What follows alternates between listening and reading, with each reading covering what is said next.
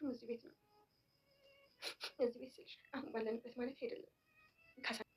አባትሽ ጋሺ ሰክሮ ነበር። እኔም ደግሞ ወጣትና ሰውነት የሚያሳሳ ነበር።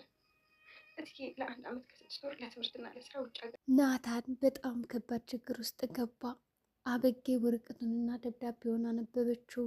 ዳጣ የአባቷ ልጅ እንደሆነች ማወቀች። በዚህ የተነሳ ይህንን ጉድማ እናቴ ማርታ መስማት አለባት። ልክ እናቴን እስካሁን ሲያጭበረብሯት ነበረ። እናትና ልጅ ያውም ከኛ ቤት ቁጭ ብለው። እኔ እኮ ድሮም እውነትን ይዤ ግን ደግሞ የሚሰማኝ ነበር ያጣው። አሁን ግን በጣም ትልቅና ከባዱ ሚስጥር ስላወቅኩባቸው ይህንን ደብዳቤ ልክ እኔ እንዳነበብኩት እናቴ ማንበብ አለባት በማለት እንግዲህ ያነበበችውንና የሰማችውን ሚስጥር ለመናገር ከማርታ ጋር ገብ ይዛለች። ናታን እንግዲህ የሚያደርገው የሚጨብጠው አጥቷል። ምክንያቱም ሰላም ከሁሉም ቤተሰብ እንግዲህ የተለየ በእሱ ላይ እምነት ነበራት። ናታን ይህን ደብዳቤ ገልጦ እንደማየው ማውቃም ነበረ። ነገር ግን ናታን እንግዲህ ከአበጌ ጋር በገጠመው ግብ እንዲሁም ደግሞ ትግል ታነቢያለሽ አታነቢም በሚል ደብዳቤ ስበብ ግማሹ ወረቀት ተቆርጦ ወደ እሱ እጅ ገብቶለታል። ታዲያ በዚህ ቅጽበት እንግዲህ ናታን ይህንን ደብዳቤ ማንበብ አለብኝ፣ ምናልባት ሰላም ምን ጽፋ ይሆን በማለት እንግዲህ እንዳጋጣሚ ወደ ያዘው ቡጫቂ ወረቀት ወደ እጁ ዞር ሲል ያልጠበቀውን ሚስጥር ነው ያነበበው።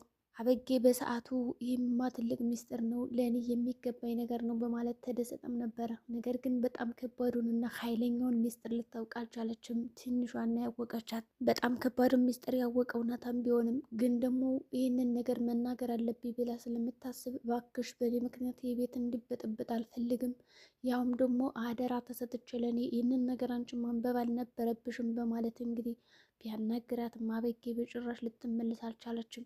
አበጌ በመጀመሪያ ደረጃ እንግዲህ የቤት ሰራተኛዋን አስገድዳ የናታንን የመኝታ ክፍል ቁልፍ እንድታመጣላት ካደረገችም በኋላ ይህንን ነገር ለማንም መናገር የለብሽም፣ ያለዛ ሴት አድርጌ ነው የሚገልሽ፣ እዚህ ኪችን ስትመጠመጭ እየዋልሽ እንግዲህ ራብም ሆነ ምንም እዛው ፍግም የሚያደርግሽ እኔ የለሁበትም።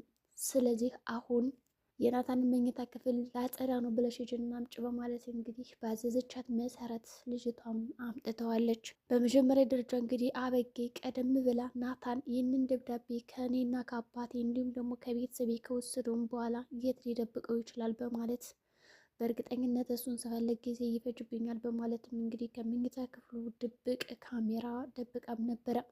ናታን ይህንን ነገር አልተገነዘበም። በዚህ ወጥመድ ምክንያት እንግዲህ በዚህ አደገኛ ካሜራ ያ ሚስጥር ሊወጣ ችሏል። አሁን ላይ ናታን ምን ማድረግ እንዳለበት ተጨንቆ ይገኛል። ይህንን ደብዳቤ ለዳጣ ስጣት የተባልኩት ላልጠበቅኩት ሰው ሂጄ ሰጠሁት በማለት እንግዲህ ራሱን በጸጸት አለንጋ እየቀጣ ይገኛል። እንዲሁም ደግሞ የቤተሰብ ከፈረሰብን ምክንያት ነው፣ ምን አይነት ጉድ ውስጥ ነው የገቡት፣ ምን አይነት ከባድ ችግር ውስጥ ነው የገጠመኝ በማለት እንግዲህ ናታን ነገሮቹን ለመቋቋም እስከሚያክተው ድረስ እንግዲህ ምን ማድረግ እንዳለበት እንኳን ግራ ግብት እስከሚለው አበጌን ቢለማመናትም እሷ ግን እኔ ሂጄ እናገራለሁ ነው ያለችው። ማርታ በበኩሏ ደረጀን የደበቀው ሚስጥር እንዲያወጣው ብታውጣጣውም ደረጀ ግን ምንም የሚናገር አልነበረም። እንግዲህ ሰላም ነግራኛለች ብላ ጫፍጫፉን ሞክር ብታደርግለትም ደረጀ ከመርበትበት ውጭ ሌላ ምንም የተናገረውም ሆነ ትንፍሽ ያለው ነገር አልነበረም። ይሁን እንጂ ቆይ እባክሽን እዚህ በኋላ ሰላምን ልትጠይቂያት ስትሄጂ እባክሽን እኔን ይዘሽኝ ሂጂ እንጂ ብቻሽንማ መሄድ የለብሽም በማለት ደረጀም ቢሆን እንግዲህ አስጠንቅቆ ነግሯታል። ደግሞ ወደዛ ቤት ሲሄድ ያንተ ፍቃድ መጠየቅ አለብኝ እንዴ? ምንድን ነው የምታስበው? በማለት ማርታ ነግረዋለች። ይሁን እንጂ አዎ እባክሽ እንደዛ አድርጌ በማለት እንግዲህ ነግሯታል። በሌላ በኩል ያ ደብዳቤ ከደረጀ ጋር ነበር መቀመጥ ያለበት። ናታን በባለፈው እንግዲህ እባክህ ይህንን ደብዳቤ ስጠኝ ብሎ አቶ ደረጀን በለመነው ወቅት እንግዲህ ይህ ደብዳቤ በእርግጠኝነት አበጌ ታየዋለች እኔ ጋ ነው ቦታው ብሎ ነበረ የተቀበለው። ሆኖም እንግዲህ አባቱ አዝኖለት አደራ ላልሰጠ ለሱ ስለሆነ መልሶለትም ነበር። በሌላ በኩል ዳጣ ይህንን ትልቅ እና ከባድ ሚስጥር አሁን ላይ ማንም እየነገራት አይደለም። ወረቀቱ በእሷ እጅ መግባት የነበረውን በሌላ ሰዎች ገብቶ እያንዳንዱ ነገር አንብቦታል። አደራ ለተባለው ቀርቶ አደራ ላልተባለው እንዲሁም ደግሞ አትዩ ለተባሉት ቀድሞ በእጃቸው ስር ገብቷል። ሆኖም ይህን ደብዳቤ እንዴት አድርገን ነው መመለስ ያለብን የሚል እንግዲህ አቅጣጫና መላ እየፈለጉ ነው ያሉት አሁን ላይ። በሌላ በኩል እንግዲህ ያቺ ምጥን የምትባለው ወላጆቿ ተጣልተው እንዲሁም ደግሞ በመካከላቸው ሽማግሌ ገብቶ ለማስታረቅ ተፈተፍ እያለ ቢሆንም እንግዲህ ምጥን ግን ወደ ትምህርት ቤትም ሆነ ወደ ጓደኞቿ ጋር እንዲሁም ደግሞ ሰው የሚባል እያንዳንዷ አስጠልቷት ለመጫወትም ሆነ ፈገግ ለማለት አሁን ላይ ስብርብሯ ወጥቶ ይገኛል። እንግዲህ ደረጀና ማርታ የእሷን ሁኔታ የተመለከቱ አየህ አይደል የወላጆች ስብራት እኛ እንን ማለት ነው። ልጆች አንድ ነገር ከሆኑ እኛ ከባድ ነን እያለ እንግዲህ አቶ ደረጀም እንግዲህ የያዘውን ይዞ በልቡ ይዞ እንግዲህ እሱም በጣም ብዙ ምስጢሮች ሲጋለጡ የኔም ትዳር እንደዚህ ይሆናል ብሎ ስለሚያስብ እየነገራትም ነበር ለማርታ። ማርታ እንደዚህማ መሆን የለበትም የእናንተ ትዳር በጣም ጠንካራ ነው፣ እንደዚህማ መሆን የለበትም እያለች እንግዲህ እየመከረችው ነው። ደረጀም እንግዲህ አይ ማርታ ምስኪ ሰው እኮ ፍጹም አይደለም በማለት እንግዲህ እየነገራትም ነበረ። ከሌላ በስተቀር ደግሞ ደረጃ የሚያሳስበው ነገር ምንድን ነው? እንዴት እኔን አላመነችኝም የሚል እምነት አለው። እንግዲህ ሰላም እኔ ልጇ እንደሆነች ከነገርኳት ለምን አላመነችኝም? እናትና ልጅ እንደማስተዋውቅ ሶስተኛ ሰው ለምን በመካከላችን አስገባች? እንደገና ደግሞ ሰክረህ ነው እንደዚህ ነገር የተፈጠመው ያለችውስ እኔ በምን እድሌ ለምንድን ነው የማላስታውስ የሚል እንግዲህ አእምሮ ውስጥ ገብተዋል። ይሁን እንጂ እንግዲህ ናታንም ከአበጌ ጋር ያው በሩን ሰብሮ ገብቶባታል።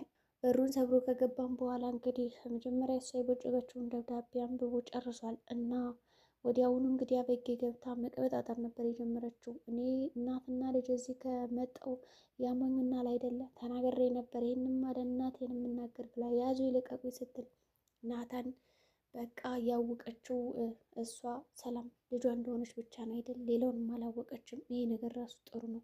ስለዚህ ምን ማድረግ አለብኝ? ይችል አግቼ ለተወሰነ ጊዜ ወደ ራሷ እንድትመለስ ማድረግ አለብኝ እንጂ ያለዛ ይህንን ትልቅ ሚስጥር አይታማ በጭራሽ ዝም አትልም በማለት አፏን አፍኖ እንግዲህ ናታን ወስዶ የሆነ ቦታ አስቀምጧታል። ምናልባትም እንግዲህ ናታን ያገታት ለተወሰነ ጊዜ አበጌ የሰማችውን ሚስጥር ብትረሳውና እንዲሁም ደግሞ ለማንም እንደማትናገር ቃል ለማስገባትም ነበረ። አግቶ ከወሰዳትም በኋላ እንግዲህ ናታን የሆነ አቤል ከሚባለው ጓደኛ ጋር እንዲጠብቃት አድርጓት ነበረ። አበጌ ግን ያንን አቤል የሚባል ጓደኛውን እንግዲህ አታላ እባክህ የሆነ ነገር አድርገው ጠማኝ በማለት እንግዲህ ናታን እጅና እግሯን አስሮ ቁጭ ቢያደርጋትም እንግዲህ የሆነ መኝታ ክፍል ላይ እሷ ግን አቤል የተባለውን ጓደኛውን አታላ ልታመልጥ ትችላለች። አበጌ አሁን ላይ ናታን አስሯት ከነበረው ገመድ በጠሳ እንግዲህ ወጥታለች። ነገር ግን ይህ አቤል የት ነች በማለት እየተከታተላት ይገኛል። አቤል የተባለው እንግዲህ የናታን ጓደኛ ሲሆን እንዲሁም ደግሞ አበጌ እንዲጠብቃት አደራ የሰጠው ቢሆንም ለተወሰነ ጊዜ አሁን እሱም ቢሆን አደራውን እየተወጣ አይደለም። ታዲያ በመንገዷም እንግዲህ አርጆንን አግኝተውም ነበረ። እባክህ አርጆን አግዘኝ፣ የሆኑ ሰዎች አግተው ነበረና አደራህን አሳልፈ እንዳሰጠኝ በማለት እንግዲህ አርጆንን ተማጸነችው። አርጆን ያው ስለሚያፈቅራት እንግዲህ በአሁኑ እንኳን እኔ ምንም ነገር ቢመጣ አልከላከልልሽም፣ የራስሽ ጉዳይ፣ አባትሽ ቅድም አስጠንቅቆኛል። እዛ አካባቢ መጥቼና ቁጭ ብዬ አይቶ ሳለ ከዚህ ጋር ምን ትሰራለህ? ስራ የለም እንዴ? ሁሌ እዚህ ጋር ለምንድን ነው መጣ የምትጎለት? በማለት የተናገሩኝ ቃልና እንዲሁም ደግሞ በጣልቃ ገብነት ሆነው የተናገሩት ነገር ለእኔ ልቤንም ሆነ ቀስሜን ሰብሮታል። ለአንቺ ያለ ፍቅርም አልቋል። ስለዚህ እስከ ዛሬ ስታሞኙና ስታታልዩ የነበረው አርጆን አይደለውም በጭራሽ፣ የራስሽ ጉዳይ በማለት እንግዲህ መንገዱን ጥሎት ሄዷል። ምጥንም እንግዲህ እያለቀሰችው ወደ ቤቷ ነበር የተመለሰችው። ውሃ እንግዲህ ቤተሰቦች ደህና ናቸው፣ ይሄው እየተጫወቱ ነው፣ ነይና እንሂድ እኛም አብረን እንጫወት በማለት ወደዛ ቤት ሄዳትም ነበረ።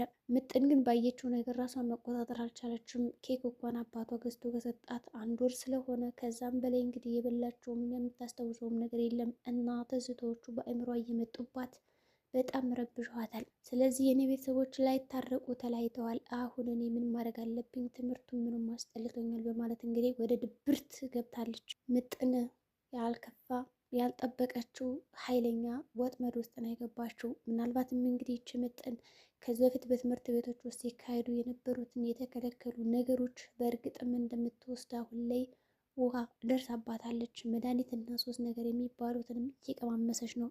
ዳጣም እንግዲህ ያገኘችውን ብጫቂ ወረቀት ምንድን ነው በማለት እንግዲህ አንብበውም ነበረ። ታዲያ ስለ አባቷና ስለ እናቷ ትንሽ ፍንጭም አግኝታለች።